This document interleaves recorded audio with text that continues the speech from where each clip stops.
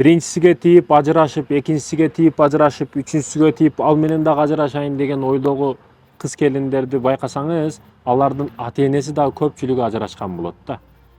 Ажырашып кетип, атасы тараптан корчулук көргөн кыздар да ушундай ишенимсиздик жүрөгүндө болот экен да, барыбир. Жүрөгүндө болот экен, ичинде болот экен. Эркек мынандай деген түшүнүгү баары калыптанган болот экен да. Себеби ал көрүп чоңойду ошол системаны. Көп учурда ажырашып кетет экен да. Ошо ажырашкандарды байкасаңыз, ата энеси дагы ажырашып кеткен бирдеке көбүнчө. Эми бул баардыгы деп айтам, көбүнчө ушундай экен да. Себеби алып аткан уя туура эмес, тарбияны алып аткан уя туура эмес.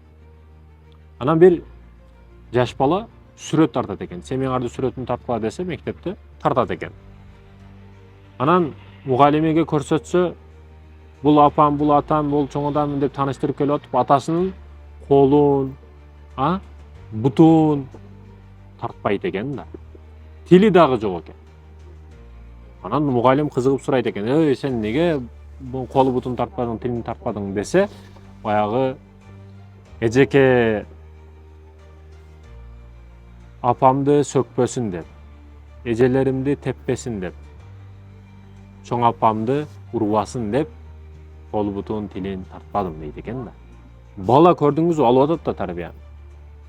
Ошондуктан да 80% көрүп алат баланыкы дегени бекеринен эмес. Сен уруп атсаң урушту үйрөтүп атасың.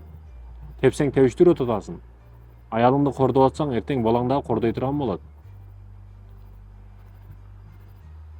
Аялың кордолушка чыдап атабы? Эртең дагы кордолушка кыздарың даяр болуп чоңоюп аткан болот. Айтайын дегеним, эч качан балдарыңды көзүнчө урба, урушпа. Балдарыңды көзүнчө. Аллахтын көзүнчө жер жүзүндө эч качан зулумдук кылбай алла.